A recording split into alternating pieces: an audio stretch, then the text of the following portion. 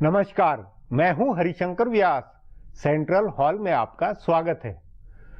भारत की आर्थिकी में दिलचस्पी रखने वाले सभी ये हकीकत जान रहे हैं कि हमारे बैंक टाइम बम पर बैठे हुए हैं। भारत के बैंकों की दशा आर्थिकी के बिगड़े होने का प्रमाण है। वाणिज्यिक बैंकों के नॉन परफॉर्मिंग एसेट्स या कि एनपीए की तस्वीर लगातार बिगड़ती जा रही है। बट्टे खाते वाली ये पूंजी या कि एनपीए 3 लाख करोड़ रुपए से ज्यादा का हो गया है। मार्च 2015 के आखिर में कुल कर्ज में एनपीए का प्रतिशत 4.6 था। वह 6 महीने के बाद 5.1 हुआ है। यह अब और ज्यादा होगा। अदायगी का नया टाइम तय कर कर्जों की जो रीस्ट्रक्चरिंग हुई थी वह एनपीए कोई 11% से अधिक हो गया है। मतलब 16.5% कर्ज राशि बट्टे खाते के कगार पर है। बैंकों को दिए गए कर्ज का इतना फंसा होना बैंकों को बर्बाद कर सकता है। बैंक व्यवस्था की जड़ें हिल सकती है।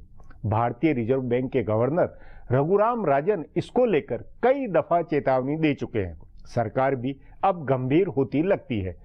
प्रधानमंत्री दफ्तर ने सरकार व रिजर्व बैंक के निवेश से एसेट रिकंस्ट्रक्शन कंपनी बनाने का प्रस्ताव बनाया है। यह कंपनी बैंकों और वित्तीय संस्थाओं के एनपीए को अधिग्रहित करेगी। इसके पीछे सोच यह है कि बैंक जब एनपीए की चिंता से मुक्त रहेंगे तो वे निश्चिंत होकर नए कर्ज देंगे। कर्ज के नए सिलसिले का शुरू होना निवेश बढ़ाने के लिए बेहद जरूरी है। सवाल है कि संकट की जड़ तो अर्थव्यवस्था में मांग का नहीं होना है। न निर्यात बढ़ रहे हैं, मतलब न विदेश में मांग है और न घरेलू बाजार में मांग है। मांग न होने के कारण ही कर्ज लिए हुए कंपनियां मरी हुई है और वे बैंकों को कर्ज का पैसा वापस नहीं लौटा रही है। सो बैंक, कर्ज और कंपनियों की दशा का पूरा मामला आर्थिकी को जकड़ने वाला है। आज इस पर चर्चा है, मगर उससे पहले गपशप और खास सुर्खियां। शुरुआत सियासी गपशप से करते हैं।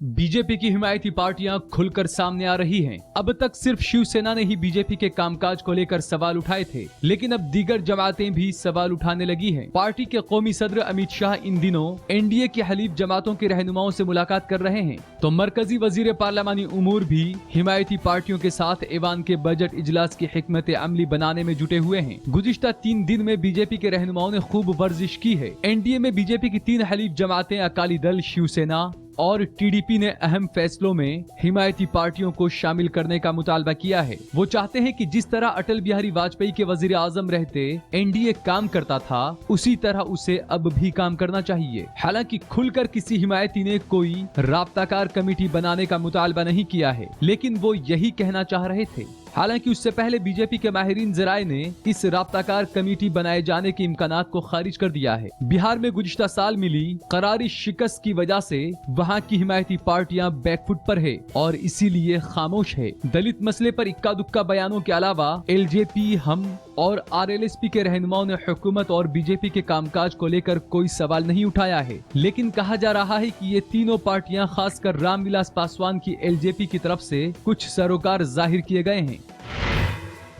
आरजेडी सरबराह लालू प्रसाद इस बार 2 खवातीन को ऐवान बाला भेजेंगे। उनकी पार्टी के माहिरीन जराए का कहना है कि वो अपने मुस्लिम और यादव तनासुब का ध्यान रखते हुए 2 खवातीन को भेजने की तैयारी कर रहे हैं। पहले कहा जा रहा था कि लालू प्रसाद अपनी अहलिया और साबिक वजीर आला राबड़ी देवी को ऐवान बाला में भेजेंगे ताकि लुटियंस की दहली में बड़ा बंगला मिल सके, लेकिन अब बताया जा रहा है कि उन्होंने इरादा बदल दिया है। वैसे भी उनको अभी बिहार में ही डेरा डाले रखना है ताकि दोनों बेटों को कायम कर सके और हुकूमत के कामकाज पर नजर रख सकें। इसलिए अब कहा जा रहा है कि इस बार लालू प्रसाद अपनी बेटी मीसा भारती को ऐवान बाला भेजेंगे। वो अच्छी तर्जुमान हैं और उनकी सियासी समझ भी बेहतर है। उनके होने से ऐवान बाला में आरजेडी की मौजूदगी नजर आएगी। राबड़ी देवी ये काम नहीं कर पाएंगी। उनको 2018 में ऐवान बाला भेजने का मंसूबा है। अभी ऐवान बाला में बीजेपी के वाहिद रुकन पार्लियामेंट प्रेम गुप्ता हैं, जो झारखंड से जीत कर आए हैं। बहरहाल लालू प्रसाद की दूसरी उम्मीदवार हिना शहाब हो सकती हैं। पार्टी पार्टी के साबिक रुकन पार्लियामेंट और कई मुजरिमाना मामलों में सजा पाकर जेल में बंद शहाबुद्दीन की अहलिया हिना शहाब 2 बार से लोकसभा का इंतखाब लड़ रही हैं, लेकिन जीत नहीं पा रही हैं। दूसरा, आरजेडी के तमाम मुस्लिम रहनुमा किसी न किसी वजह से नाराज बताए जा रहे हैं। इसलिए लालू प्रसाद शहाबुद्दीन की अहलिया को ऐवान बाला देकर अपने माई तनासुब को मजबूत करेंगे।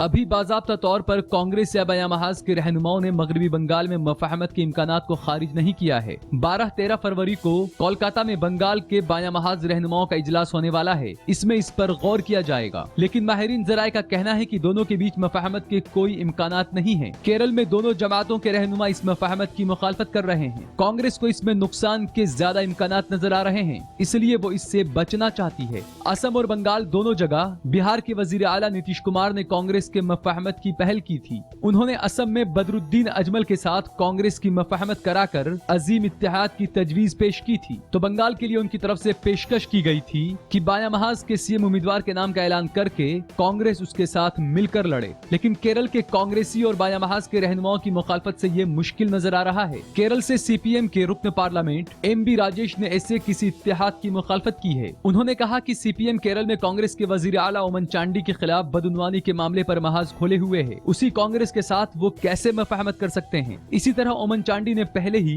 बायां महाज के साथ मफाहमत पर गौर करने के लिए साफ इनकार किया हुआ है। अलबत्ता बंगाल में कांग्रेस और बायां महाज दोनों के रहनुमा मफाहमत की हिमायत में हैं। अब आज की सुर्खियां ये लीक से कुछ हटकर है और इनसे देश की दशा दिशा को बूझ सकेंगे।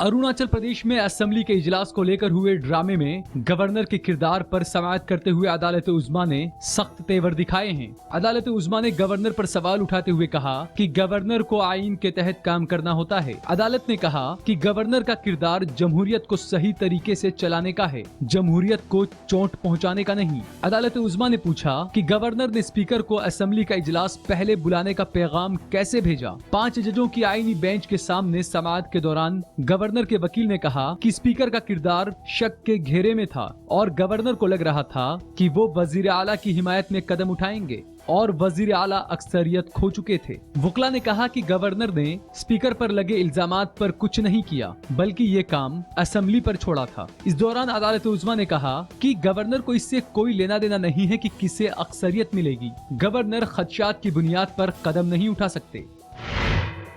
मुंबई में 2008 में हुए दहशतगर्दाना हमले के मुलजिम डेविड कॉलमैन हेडली की गवाही आज नहीं हो पाई। अमेरिका से वीडियो कॉन्फ्रेंसिंग के जरिए उनकी गवाही गुज़िश्ता 2 रोज से हो रही है, लेकिन आज सुबह गवाही शुरू होने के साथ ही अमेरिका की तरफ से वीडियो लिंक में कोई तकनीकी गड़बड़ी आ गई। इसके बाद 1 घंटे के लिए गवाही मुलतवी कर दी गई, लेकिन उसके बाद कई बार कोशिश के बाद भी राब्ता कायम न हो सका, तो आज की अदालती कार्रवाई मुलतवी कर दी गई। बाद में सरकारी वकील उज्ज्वल निकम ने कहा कि कल सुबह से फिर गवाही जारी रहेगी। पहले 2 रोज की गवाही में हेडली ने कई अहम खुलासे किए हैं और बताया है कि पाकिस्तानी खुफिया एजेंसी ISI और दहशतगर्द तंजीम लश्कर तैयबा के बीच सांठगांठ है। हेडली ने मुंबई हमले में पाकिस्तानी एजेंसियों को कटघरे में खड़ा किया है।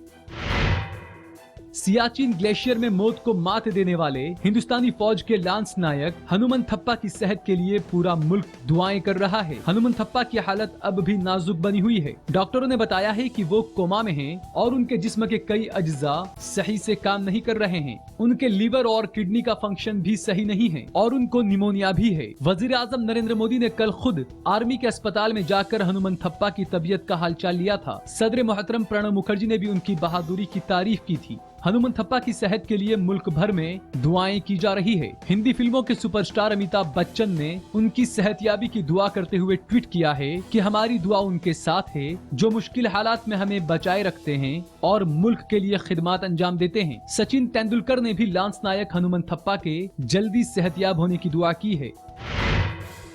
बीजेपी और अकाली दल पंजाब में मिलकर असेंबली का इंतखाब लड़ेंगे। कल रात अकाली दल के रहनुमा और पंजाब के नायब वजीर आला सुखबीर सिंह बादल ने बीजेपी सदर अमित शाह से मुलाकात की। इस मुलाकात में मरकजी वजीर खजाना अरुण जेटली भी मौजूद थे। दोनों पार्टियों के बीच रिश्ता खराब होने की कयासाराइयों को खारिज करते हुए सुखबीर बादल ने कहा कि दोनों पार्टियों का इत्तेहाद कायम है और उनके बीच कोई तनाजा नहीं है। बीजेपी और अकाली दल के रहनुमाओं ने इंतखाबात की मुश्तरका हिकमत अमली पर तबादला ख्याल किया। बादल के साथ नरेश गुजराल और सुखदेव सिंह ढींडसा भी मौजूद थे।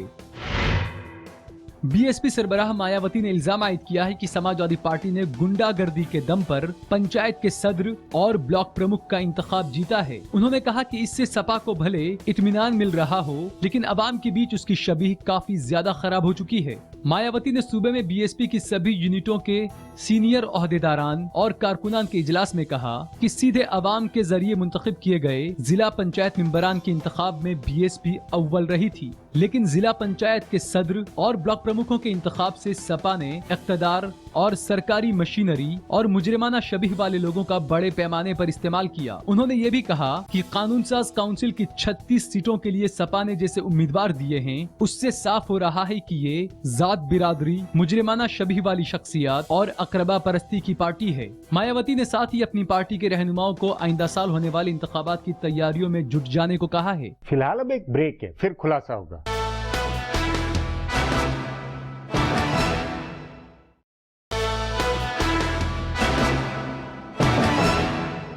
घरेलू मांग बढ़ने का संबंध आम लोगों की आमदनी बढ़ने से है, यानी एनपीए पर नियंत्रण का संदर्भ कहीं अधिक व्यापक है। एआरसी से बैंकों को राहत मिलेगी, लेकिन क्या उससे कंपनियां सचमुच निवेश के लिए प्रोत्साहित होगी? यह अधिक बड़ा सवाल है। इस पर आगे चर्चा करें, उससे पहले देखें मेरा यह खुलासा।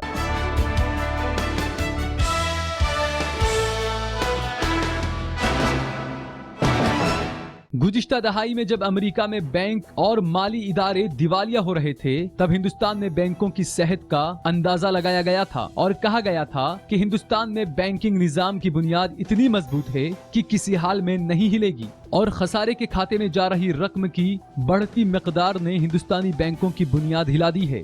सबसे ज्यादा पुरुम्मीद शख्सियात भी कह रही हैं कि हिंदुस्तान के बैंक टाइम बम पर बैठे हैं, और जो मायूस हैं उन्होंने सोशल मीडिया में ये तशहीर शुरू कर दी है कि लोगों को बैंकों से अपने पैसे निकाल लेने चाहिए, क्योंकि पता नहीं है कि कब और कौन सा बैंक दिवालिया हो जाए। हकीकत में हिंदुस्तानी बैंकों की हालत बेहद खराब है। गुज़िश्ता 3 साल में हिंदुस्तानी बैंकों ने 1,14,000 करोड़ रुपए खसारे के खाते में डाले हैं, यानी बैंकों ने मान लिया है कि इतने रुपए डूब चुके हैं। हालांकि ये खबर आने के बाद हिंदुस्तानी हुकूमत और बैंकों की तरफ से सफाई दी गई है कि खसारे के खाते में डालने का मतलब ये नहीं है कि हुकूमत इनको डूबा हुआ मान रही है और इनकी वसूली की कोशिश नहीं कर रही है। ये सही है कि बैंक अब भी इन रुपयों की वापसी की कोशिश कर रहे हैं, लेकिन इनकी शरह इतनी कम है कि उससे कोई उम्मीद नहीं बनती है। अगर मुल्क के सबसे बड़े bank state bank of India की बात करें तो गुज़िश्ता माली साल में उसकी वसूली की शरह 11% से भी कम थी। माली साल 2012-13 में एसबीआई की रिकवरी की शरह 19% से कुछ ज्यादा थी,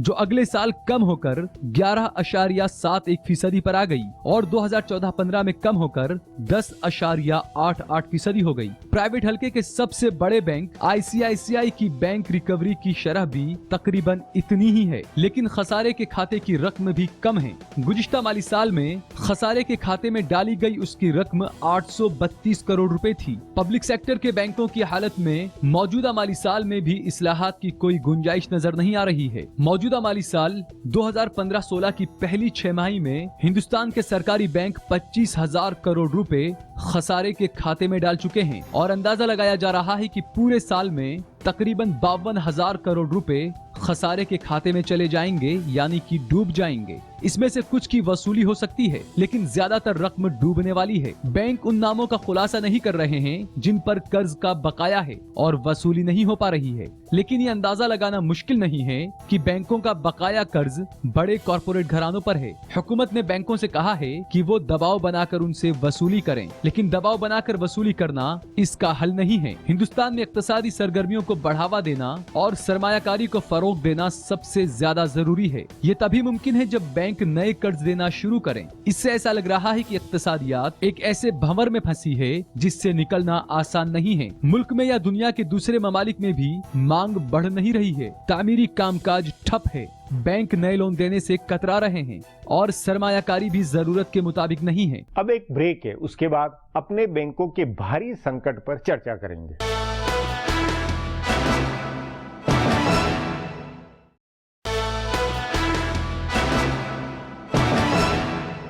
सरकार डूबते कर्ज की चिंता से बैंकों को मुक्त करना चाहती है, लेकिन निर्यात में मंदी बनी रही और घरेलू मांग नहीं बढ़ी तो फिर कर्ज डूबने का सिलसिला भला कैसे रुकेगा?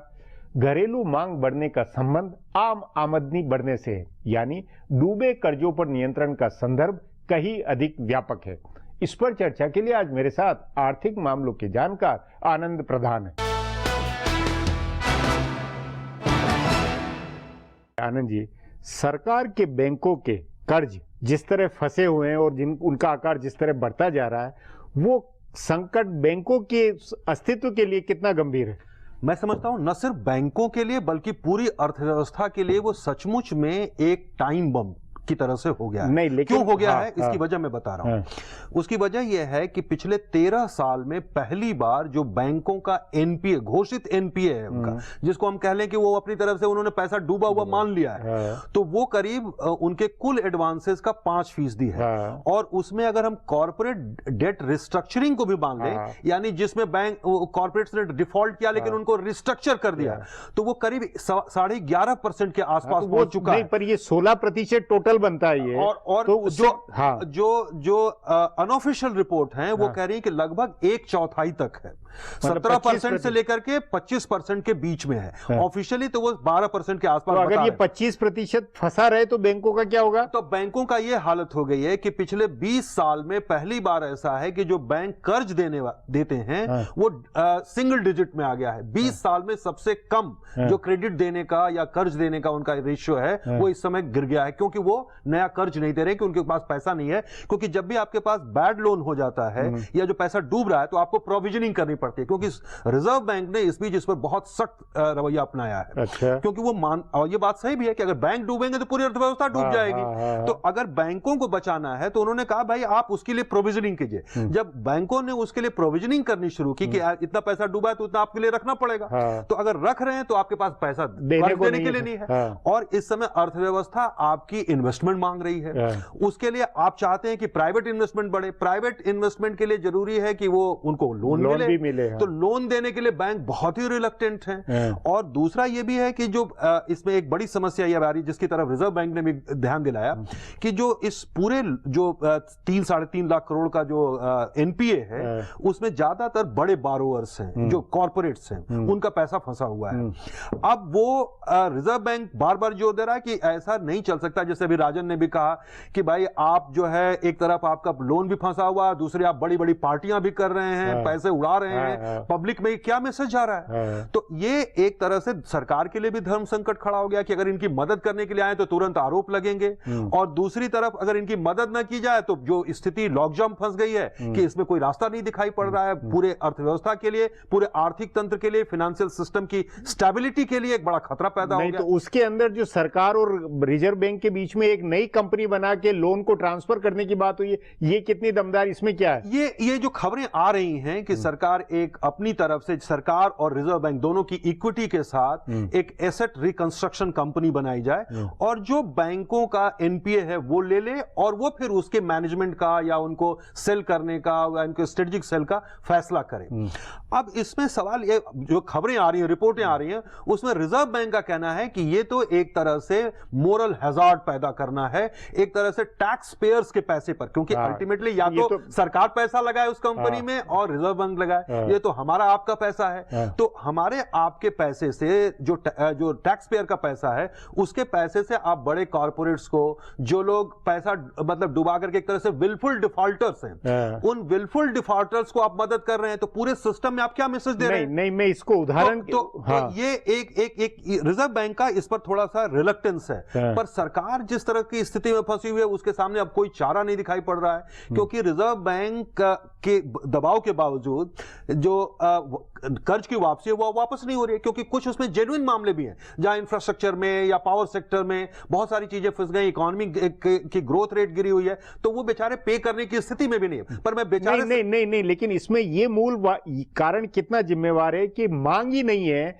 इसलिए हम जब खरीदार नहीं है, प्रोडक्ट कारखाना खुला हुआ है, खरीदार नहीं आई हैं, तो वो मांग का निर्णायक आधार कितना बड़ा है? नहीं, वो भी एक फैक्टर है, पर ज्यादा पूरा बड़ा फैक्टर हाँ। नहीं, पूरा बड़ा फैक्टर नहीं है, क्योंकि लोगों के सामने है। जैसे मान लीजिए आप किंगफिशर एयरलाइंस को लीजिए, तो वो तो कंप्लीट मिसमैनेजमेंट था, और मिसमैनेजमेंट के कारण जो कंपनी करीब 10,000 करोड़ रुपए के डूब गई बैंकों का, और उसमें ज्यादातर सरकारी बैंक है, तो आप उसको किस तरह से जस्टिफाई करेंगे? अब इस तरह के जो उदाहरण हैं वो पब्लिक में, पॉलिटिशियंस के लिए, सरकार के लिए एक बहुत नैतिक संकट खड़ा कर सकते हैं कि उसमें कोई जो जेन्युइन कंपनी भी है, जो सचमुच में मतलब बदली हुई आर्थिक परिस्थितियों के कारण संकट में फंस गई है, वो भी उसका शिकार हो जा रही है, जिसको कहते हैं गेहूं के साथ घुन भी पिसना है। लेकिन वो सिर्फ एक फैक्टर है, वो पूरा फैक्टर नहीं है।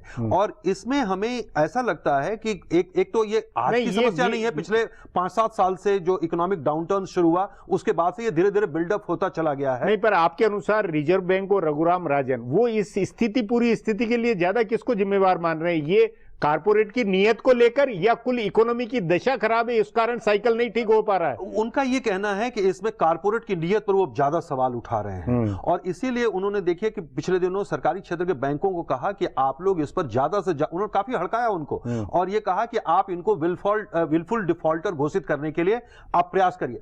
पर एक मामले को ही अगर जैसे किंगफिशर को ही फिर से ले लें, तो 2012 से वो कंपनी बंद है, पर उसको विलफुल डिफॉल्टर घोषित करवाने में भी स्टेट बैंक अभी पिछले साल दिसंबर में जाके सफल हो पाया।